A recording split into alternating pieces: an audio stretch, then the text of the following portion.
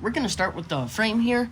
So these rear forks should move, but when I spray painted it, I seized the joints. So, I mean, that won't matter. Everything will still go together properly, but yeah. So we're going to grab this rear shock piece and one of these springs. You can get one of these springs out of a Pilot G2 pen. You just need one of these. Oop, I dropped it.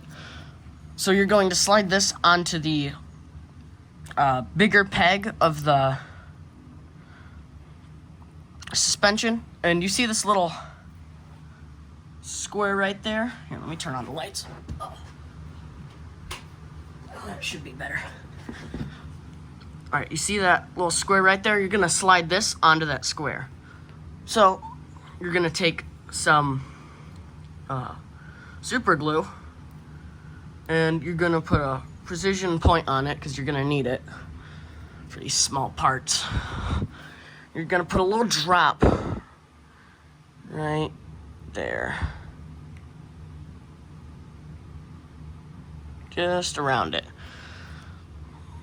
And then going to attach that to that tiny little square. Here, I'm going to drop the spring for now. I'll attach that later. And you're just going to slide it up into the frame. Trying to get it to go on properly. It's going to take a little bit of moving around. Let me grab my tweezers.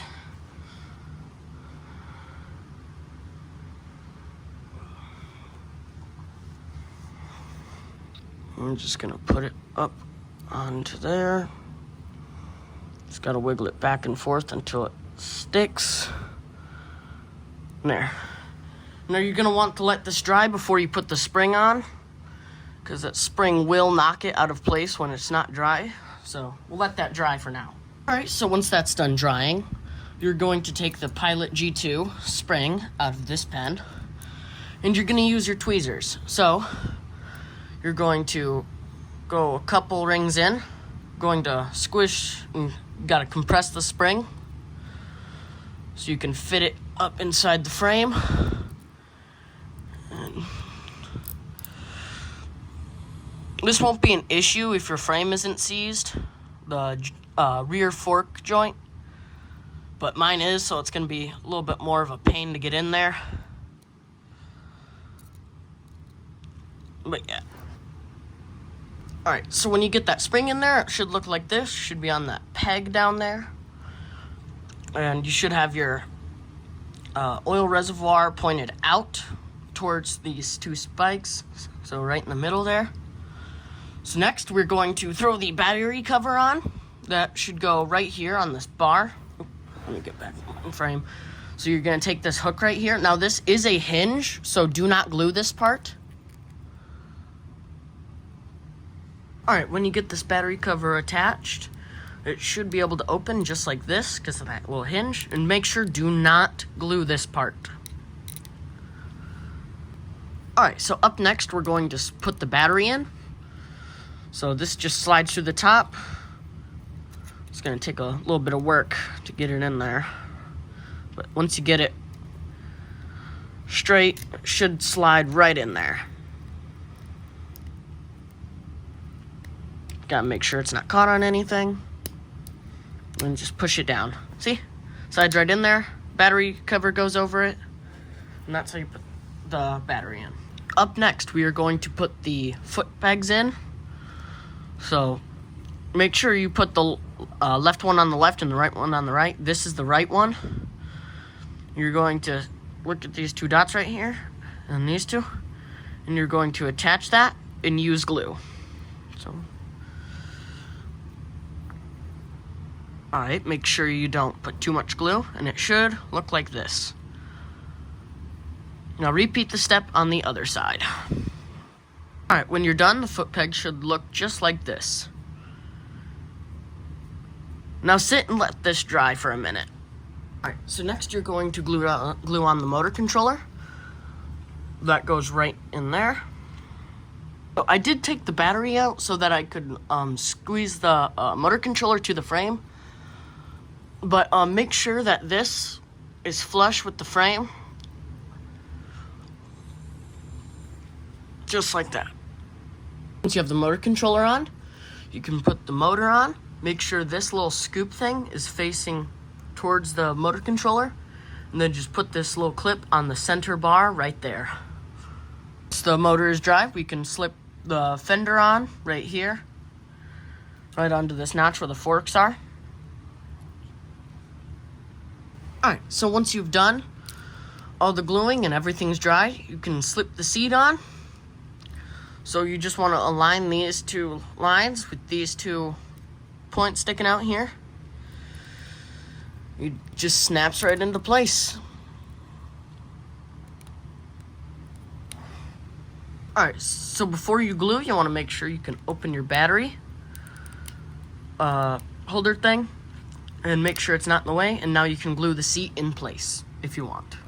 Now that the wheels are finished printing, let's get those on. So, you want to check the lettering on the wheels. I'm using the Supermoto wheels on mine. So, look, so that's front 2, that's front 1, so we'll keep those in an extra group. And this is rear 1, this is rear 2. They have these little trapezoid cutouts that you put a block in, but I don't have those right now, so you'll just want to sandwich these wheels together just like that.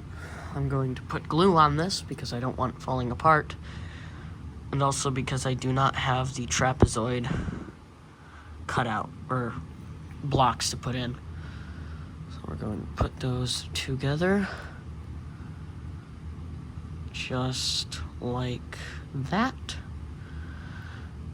And then just want to pinch these and hold these together if you don't have the blocks. And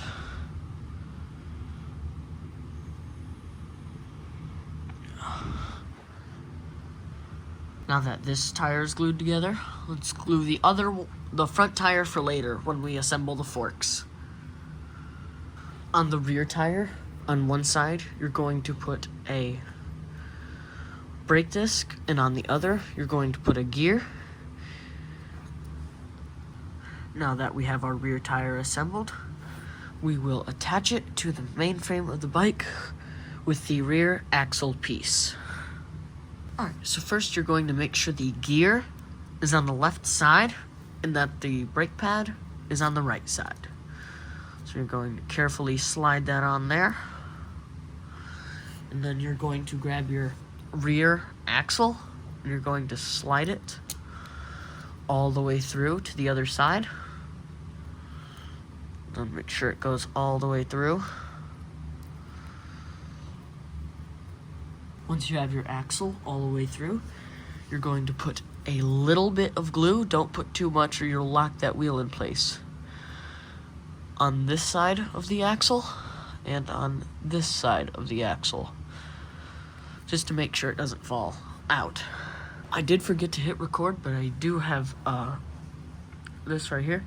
So I put this little top piece right here in the middle of the handlebars, and we're gonna start putting on the throttle, handles, brakes, and display.